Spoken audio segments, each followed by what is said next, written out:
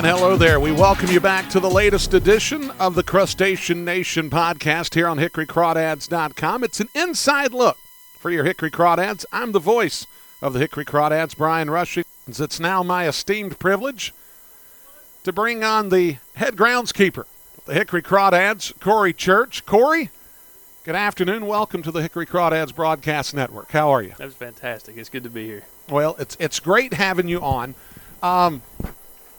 I didn't necessarily intend on testing your memory as we talked before we came on. I want to give you an opportunity. This is season 4, 3.5 years in. Is that correct? I've been doing minor league baseball groundskeeping for 10 years. Okay, but here in Hickory in this stint. In this stint, yes. Come in here halfway through the season in 2022, and I've been here ever since. Okay, so now obviously for a groundskeeper, the field is his canvas. That's all there is to it. The reality is coaches will give you feedback. Fans just look and they ooh and ah because everybody wishes that looked like their backyard, okay? And we can't make that happen for whatever reason. I'm terrible at it. That's why people grow trees. Yeah, okay? Absolutely. Can't have those on a baseball field. From your perspective, this yard looks pristine. How difficult is it to keep this field, playable to a professional standard and at the same time looking the part as well? Yeah, I think the most difficult thing is the balance between the two, whether it be just aesthetics is one thing and then just playability is another, but to combine the two has always been a big issue for me, trying to find the middle ground between making the field look pretty and making sure the stripes are popping and making sure that there's no bad hops and no issues on the dirt for the guys while they play the ball game. So I'm going to ask you this question because I've always been curious. Does a field that look aesthetically good automatically mean that the field's going to be playable? Absolutely not. There are so many things that go along with it other than just having some pretty stripes out there that you really have to have a very fine attention to detail, like lips. The transitions between the dirt to the natural playing surface grass is always going to be an issue, trying to make sure that with erosion, with cleats, with traffic, those transitions have to be completely seamless for whenever you have a bunt go down one of the base paths, that it doesn't hit the grass edge and then bump foul because that edge is so, tall. We make sure that the transitions are so smooth that if you roll a ball across that base path, it should roll the exact same from grass to dirt back to grass than it does if it was just rolled straight down the base path itself. Unless an organization wants something different, because one of the things that I had heard growing up about Wrigley Field is they wanted their infield to play as slow as possible, and then you would have definitive edges that would be more inclined to pushing a ball to foul territory or even manicured to where the ball naturally rolls to foul ground. Yeah, there's definitely different places to go. With low A, it's a lot less of that, but up in the bigger levels, it can come down to just grading the base paths to 0.2% to the left or the right to influence a bunt play, to go roll the ball one way or the other, or for drainage purposes, making sure the infield is either flat or has the fall from the infield grass edge to the outfield to make sure that if you do have a rain situation, it rolls off of the dirt. You don't have to deal with that during the game. There's different ways to go about it, but yeah, the main thing is just to make sure it is playable throughout everything. So here's a question that I wanted to ask. Obviously, weather plays a major toll on the health of a field, but what's a greater factor as far as playability is concerned, the tail end of a 12-game homestand or a torrential rain that rolls in over the course of 2 or 3 days? Well, it's just preparation before any type of event like that happens is the main thing. You want to make sure that you are prepared going into the homestand, just like you're expecting everything to go wrong and be surprised if it doesn't, not the other way around. Okay. There's been many a times where I've expected everything to go smoothly and then it turned out and bite me in the tail end because I wasn't prepared for anything. So now I've become pretty fluent in making sure that we're going to expect everything to go wrong and be surprised if it doesn't. And then we're always looking to be behind the scenes guys. You never want to see a groundskeeper out there because if you have issues with the field, I'm the first that they come to. So you want to make sure that we're kind of like the umpires. Everything goes smoothly and you're never noticed if you do your job well. But if you mess up, if something happens, then all eyes turn to you. So I want to try to stay behind the scenes as best as possible. So with that said, this year, I almost thought that they were basically, you were going to be stealing money from them, because it looked like for the first 3.5, 4 months of this regular season that it was just as routine as you could possibly imagine. As you were dealing with some heat, but it wasn't anything that was unseemly. It's very natural this time of the year you're going to get heat at the ballpark at LP Frans Stadium. But no rain. No rain issues. Yep. You really had avoided a lot of trouble. And then August rolls around as far as it relates to weather. From that perspective, you talked about preparation. However, when you have dramatic changes in weather, things that almost seem to go against, because a lot of August around here, it's incredibly dry. They call it the dog days of summer. You go lengthy periods to where you don't really get substantial rain. You just get a hot baking sun. It was almost like the script was flipped this year.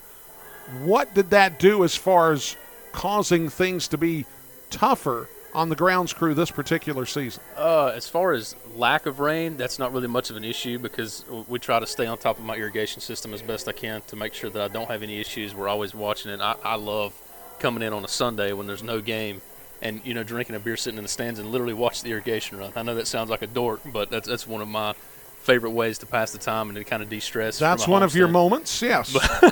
we all have them. Yeah, but the biggest thing this year, I prided myself a lot getting all the way through August and not having a single rain delay and or cancellation because of weather.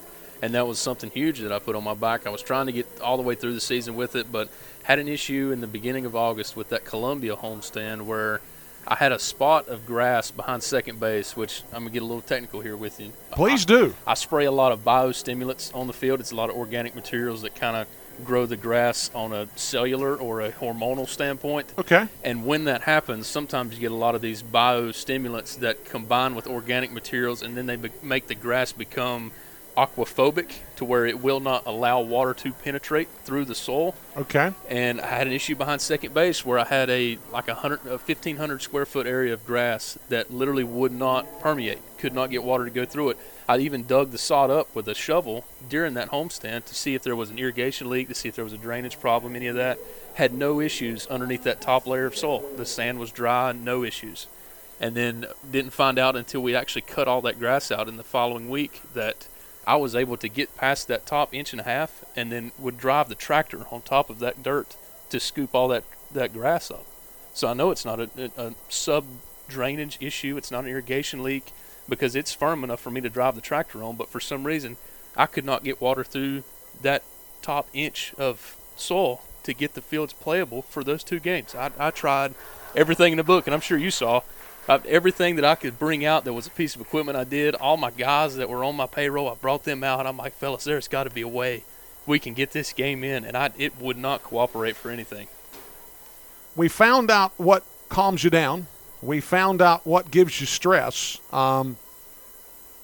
Friday night, you were celebrated after 3.5 years here with the Hickory Crawdads as you got a framed print that – they don't do that unless there's something significant that happens. You either win an award or you're departing. Well, you're departing, and that's one of the reasons I wanted to have you on today. Can you tell us what's next in your life? Yes, sir. Headed out. This will be my last game with the Crawdads for at least a while, just to trying to transition into the Parks and Rec side of like a town or a municipality type deal. I'm going to the town of Sawmills Parks and Rec department. Okay. And we're going to try to take care of those fields over at Veterans Park and at Baird Park over in Sawmills, North Carolina, and get those fields up. Not saying quite to LP Frans shape, but we're going to strive for that and see what happens. There are no perfect solutions. You're basically swapping out one trade-off, one issue for another issue. At the recreation field, you certainly don't have to have it in the same quality level as you would a recreation, as you do here. But you're going to have so much more traffic and so many more games, so much more of the populace. So they don't necessarily in Sawmills expect to see a look like this, but your problems are going to be different. Yeah. What do you expect your problems to look like on a recreation setting in a place like Sawmills, North Carolina versus LP Frans Stadium when you got Carlos Maldonado breathing down your neck wondering what's going on behind second base? Yeah, it's like you said, traffic is going to be a big issue to deal with. I've only got a few fields that have the irrigation system that I mentioned earlier about really pride myself on taking care of that, because it does make a huge difference on if you're running water like you should or if you're not, and then fighting weather with those fields. And you want to try to get as many games in from a revenue standpoint, but without having that fancy tarp out there on any of those fields, trying to get that stuff through is going to be a challenge in itself.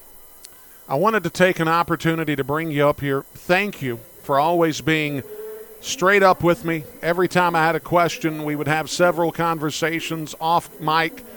Appreciate the time that you've spent with us here with the Crawdads organization, and I wish you all the best moving forward. Yeah, man, appreciate it. Love it here, but I think it's time for the next step in the career. Well, the people of Sawmills are going to be very happy with you, no question about it. Hope so. And we thank you so much for joining us on this latest installment of the Crustacean Nation Podcast. So until we're back with you, this is Brian Rushing thanking you so much for joining us. Until next time, abide by the claw. In the cool Catawba River mist, there's excitement in the air. From Lake Hickory shores across Unifor, it's spreading everywhere.